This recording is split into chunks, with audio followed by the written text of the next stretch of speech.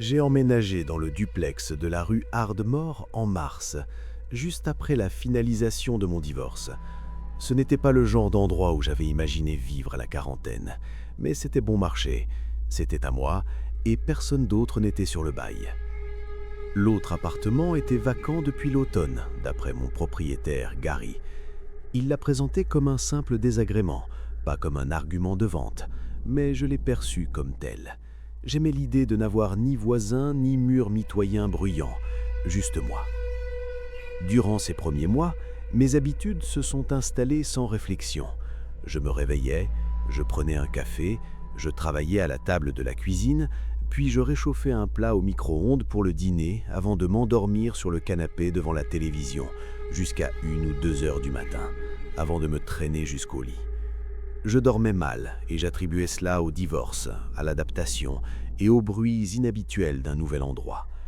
Les vieux bâtiments ont leur propre langage, avec leurs craquements, leurs claquements et ce sifflement particulier du vent à travers une fenêtre mal isolée.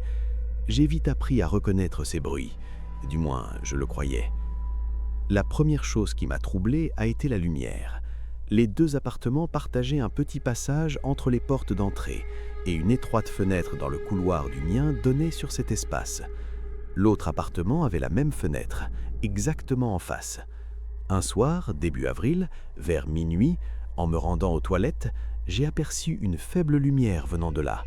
Le couloir de l'autre appartement était allumé. Je me suis dit que Gary était probablement passé, peut-être pour une visite, et j'ai prévu de lui demander. J'ai oublié. Puis, l'odeur est apparue. Une odeur légère de fumée de cigarette, comme filtrée à travers le mur de la salle de bain que je partageais avec l'autre appartement. Je me suis convaincu que cela venait de l'extérieur, même si l'explication ne tenait pas vraiment. Fin avril, j'ai appelé Gary pour lui dire que je pensais que quelqu'un s'introduisait dans l'appartement vacant. Il est venu vérifier, a changé la serrure de la porte d'entrée et m'a assuré que tout était en ordre. Aucune trace d'intrusion. Il était parfaitement calme, et moi aussi, pendant environ 1 semaine.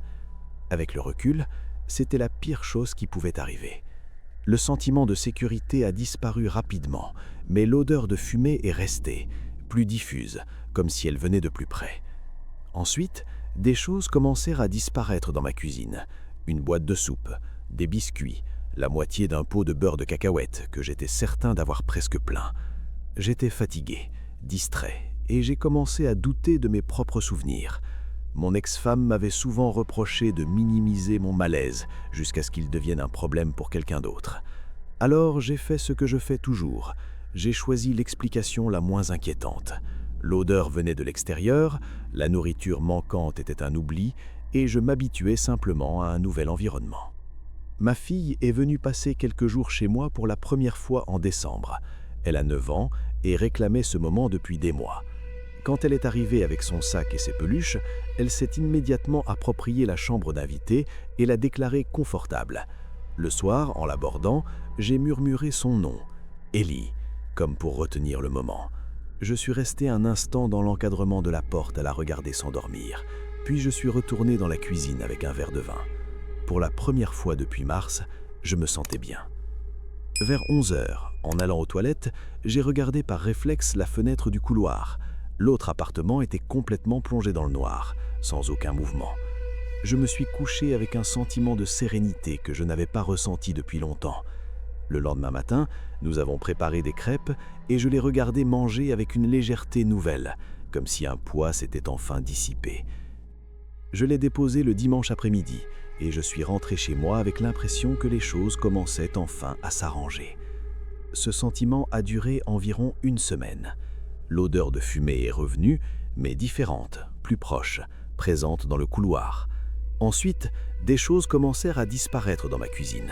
Une boîte de soupe, des quelques biscuits et encore ce pot de beurre de cacahuète à moitié vide. Je me suis convaincu que je perdais simplement le fil de mes propres habitudes. Jusqu'au mardi soir où je me suis endormi sur le canapé et me suis réveillé à 2h40 du matin à cause d'un bruit venant de la chambre d'invité. Ma fille n'était pas là, mais la chambre n'était pas vide, et une part de moi l'avait compris avant que je ne l'admette. Je suis resté immobile pendant que la télévision diffusait une lumière bleue silencieuse. Puis le bruit est revenu, le grincement de la porte du placard. Je connaissais ce bruit, mais pas de cette manière. Ce n'était pas un mouvement naturel, c'était une traction. La porte de la chambre s'est ouverte et j'ai entendu des pas lents se diriger vers la cuisine. La porte arrière s'est ouverte et s'est refermée avec assurance, comme si la personne connaissait parfaitement les lieux. J'ai allumé toutes les lumières et je suis resté assis dans la cuisine jusqu'au lever du jour. Lorsque je suis finalement entré dans la chambre, la porte du placard était entr'ouverte. Derrière la boîte de dessin de ma fille se trouvait un sac de sport contenant des vêtements d'homme, un paquet de biscuits entamés, un câble de téléphone et un trousseau de clés que je n'avais jamais vu. L'une d'elles était une clé de maison de marque Kwikset, la même que celles utilisées pour les serrures du duplex. J'ai alors remarqué que la fenêtre de la chambre n'était pas verrouillée. Le lâcher, habituellement dur, bougeait facilement, comme si elle avait été manipulée à de nombreuses reprises. Elle donnait directement sur le passage. Gary avait sécurisé l'autre appartement, mais ni lui ni moi n'avions pensé à celle-ci. Quand l'accès de l'autre côté a été bloqué, quelqu'un a trouvé un autre moyen d'entrer, dans la même chambre où ma fille avait dormi en décembre. Je ne sais pas s'il est entré pendant qu'elle était là. Je ne sais pas s'il l'a observée ou s'il s'est caché dans le placard à écouter sa respiration. Je ne le saurai jamais, mais cette idée me hante. J'ai appelé la police à 6h15, bien trop tard. Ils ont pris le sac, noté les clés et rédigé un rapport pendant que je restais assis à la table, retraçant chaque nuit, chaque bruit, chaque disparition. Il était là depuis bien plus longtemps que je ne voulais l'admettre, suffisamment longtemps pour connaître mes habitudes et pour se déplacer chez moi sans bruit. Plus tard, en rangeant la chambre, j'ai trouvé un petit morceau de papier froissé et scotché en haut du placard dans l'ombre. Je l'ai ouvert lentement. Le nom de ma fille y était inscrit, sans rien d'autre. Il l'avait entendu, soit par la fenêtre, soit depuis l'intérieur du placard. Dès la première nuit où elle était là, et il l'avait noté pour une raison que j'ignore encore. Je ne l'ai pas ramenée dans cet appartement, et je ne pense pas que je le ferai. Je suis en train de chercher un autre logement. Avant, j'allais pêcher seul, la nuit, au réservoir de Cairn. Je n'y suis pas retourné depuis mars dernier, et je ne pense pas y retourner un jour. Pour situer le contexte, Cairn est un réservoir artificiel à environ 40 minutes de la ville, entouré uniquement de broussailles, d'herbes sèches et de quelques chemins de gravier que le comté entretient à peine. L'été, l'endroit est bondé de familles et de jet-skieurs, mais au début du printemps, il n'est pas encore animé.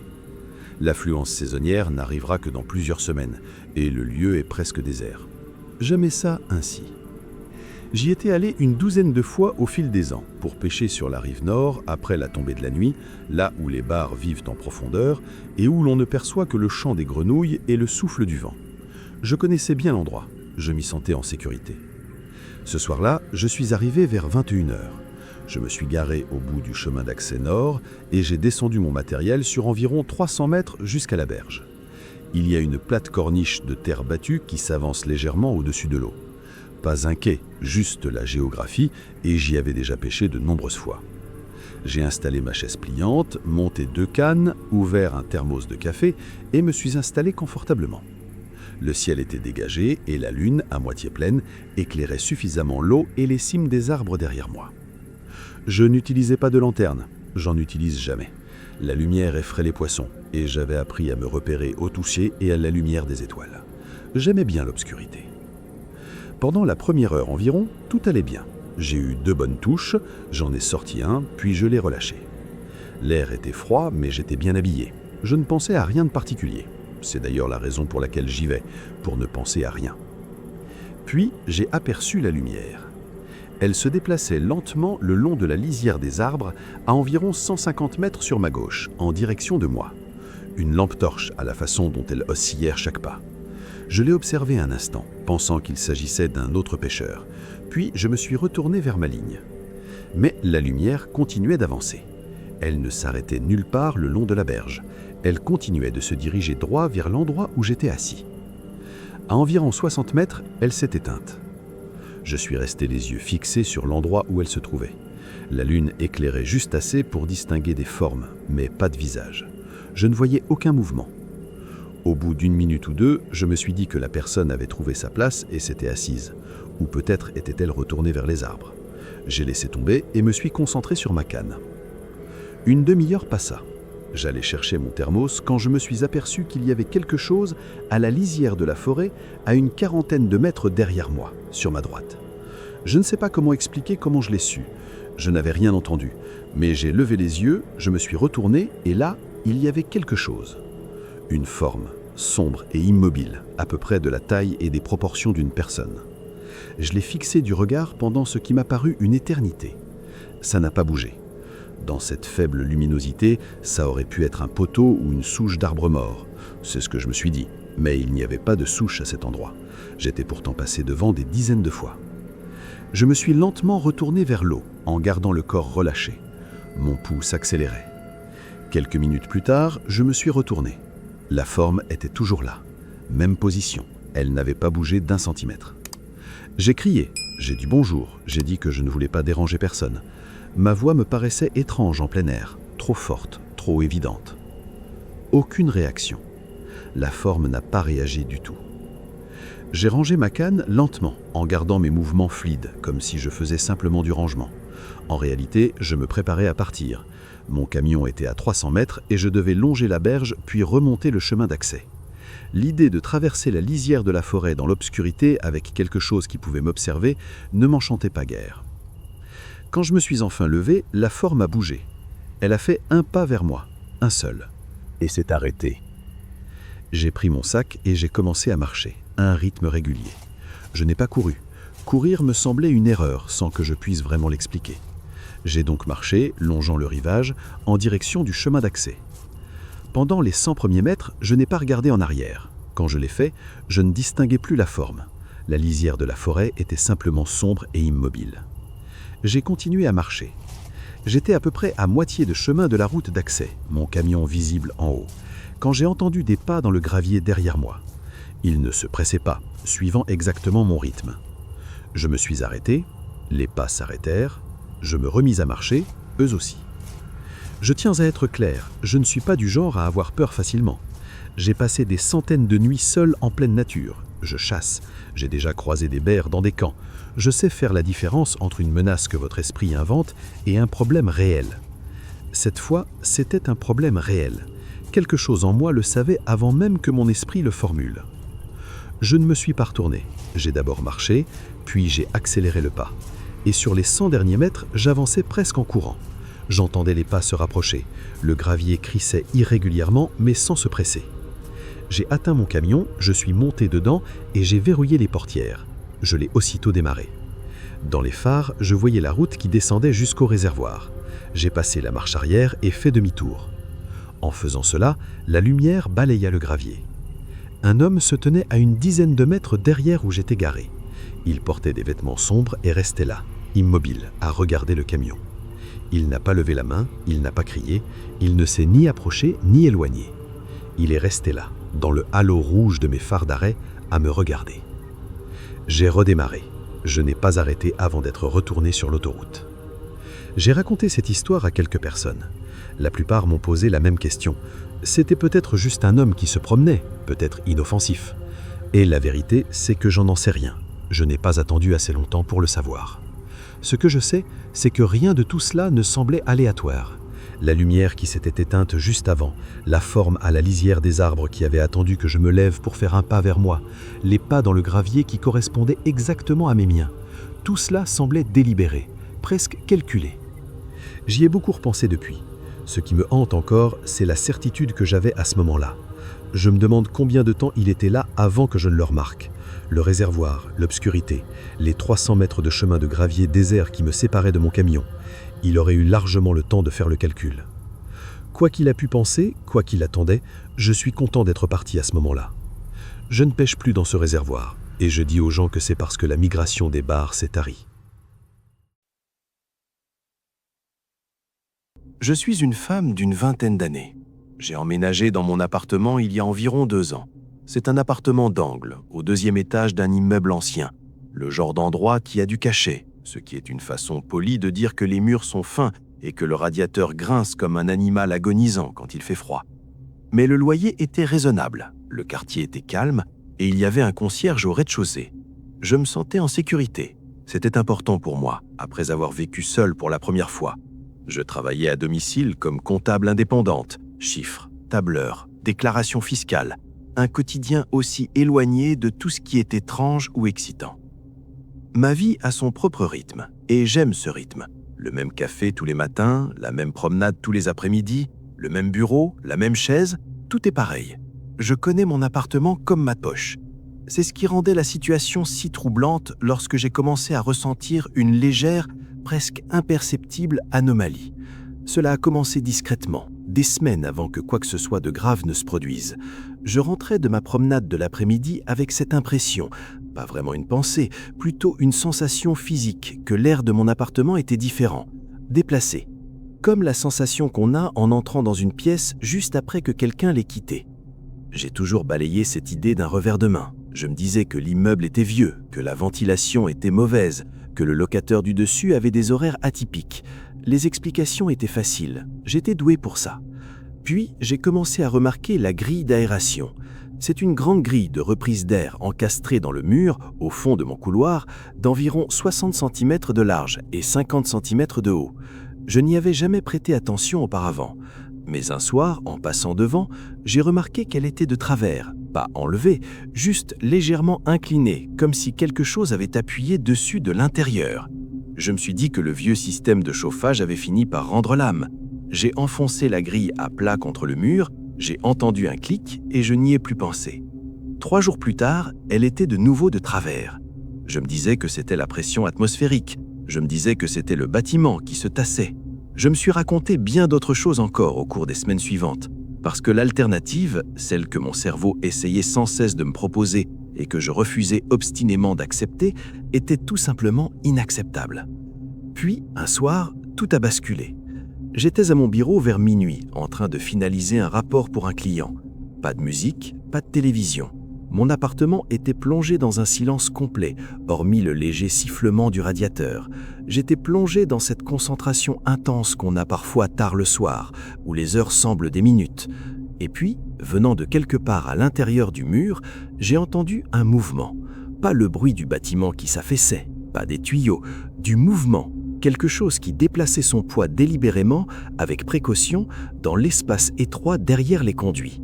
Je suis resté complètement immobile, me disant que c'était un animal, un rat peut-être, quelque chose qui s'était introduit dans la ventilation.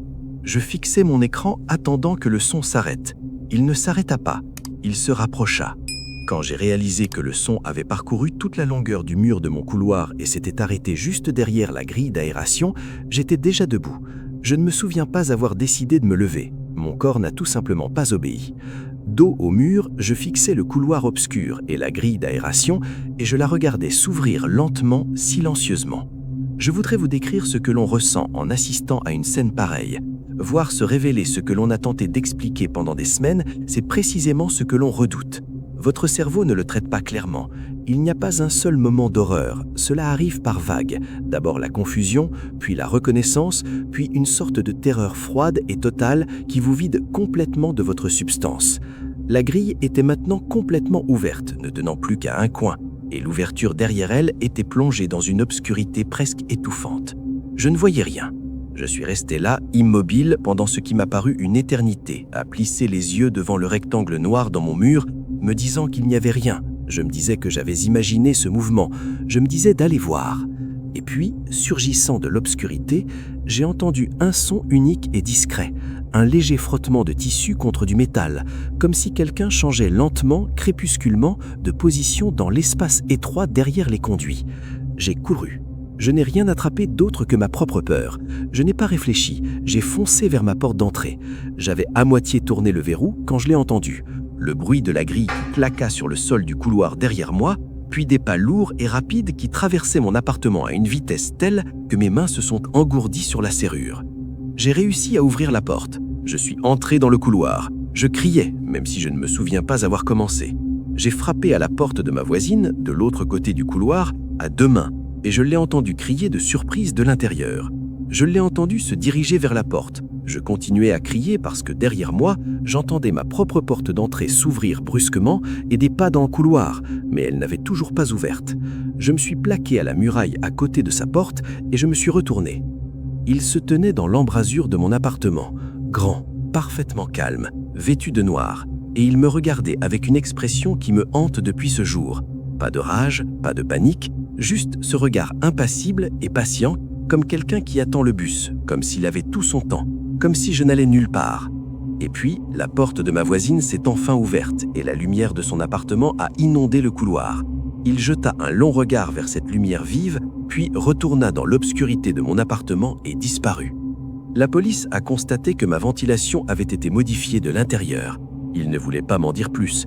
Il refusait de me dire depuis combien de temps les modifications semblaient être là.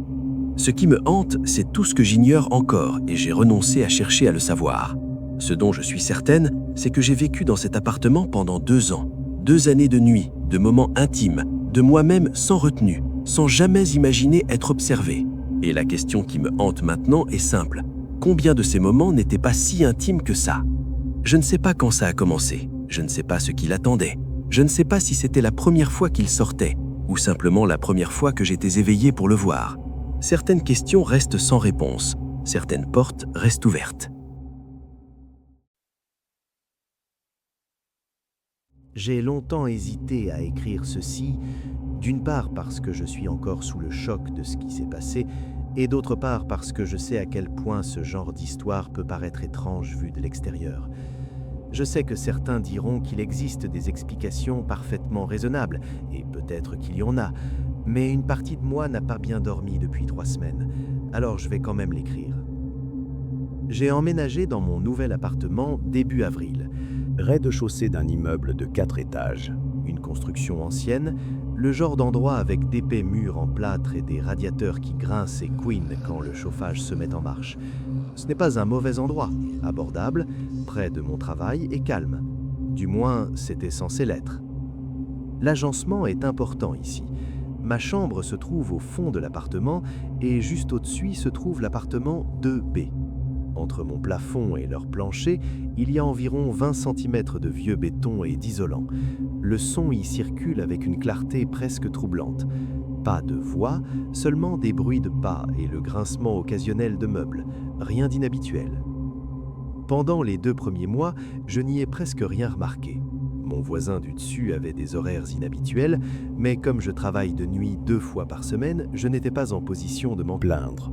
Je l'entendais bouger vers 2 ou 3 heures du matin, une démarche lente et régulière, comme celle de quelqu'un qui, incapable de dormir, fait les 100 pas dans son appartement. J'ai pensé à l'insomnie, j'ai pensé au stress. Je me suis dit que ça n'avait rien à voir avec moi. La première fois que j'ai vu mon voisin, c'était par hasard. Je sortais les poubelles un dimanche matin quand j'ai failli me cogner contre un homme qui sortait de la cage d'escalier. La cinquantaine, maigre d'une manière maladive, les yeux enfoncés et un teint si pâle qu'on aurait dit qu'il n'était pas sorti depuis des mois. Il me fixa 1 seconde de trop avant d'acquiescer et de passer son chemin. Je me présentais. Il me dit s'appeler Karl. Il ne me serra pas la main. Après cela, j'ai commencé à faire plus attention aux bruits de pas. Ils avaient leurs habitudes.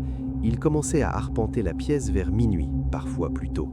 Mais ce que je n'avais pas remarqué auparavant, c'est qu'il s'arrêtait toujours au même endroit, le coin le plus éloigné de sa chambre, juste au-dessus de la mienne, au-dessus de mon lit précisément. Et ça s'arrêtait toujours là, pas progressivement, pas comme lorsqu'on se glisse naturellement dans son lit. Ça s'arrêtait net, comme s'il s'était dirigé vers cet endroit dans un but précis. J'ai essayé de ne plus y penser. Ma raison me disait que j'étais ridicule. Le type n'arrivait pas à dormir. Il aimait rester debout près de sa fenêtre. Et alors? Puis, il y a environ 3 semaines, je me suis réveillé à 2h17 du matin à cause d'un bruit que je n'ai pas pu identifier, grave et rythmé. Je suis resté allongé là à écouter pendant 1 minute entière avant de comprendre ce que c'était. Une respiration, lente et profonde. L'air sortait de la grille d'aération dans la plinthe à côté de mon lit. Les grilles d'aération de cet immeuble passent d'un étage à l'autre et je n'y avais jamais pensé auparavant. Je me suis redressé et je n'ai pas bougé.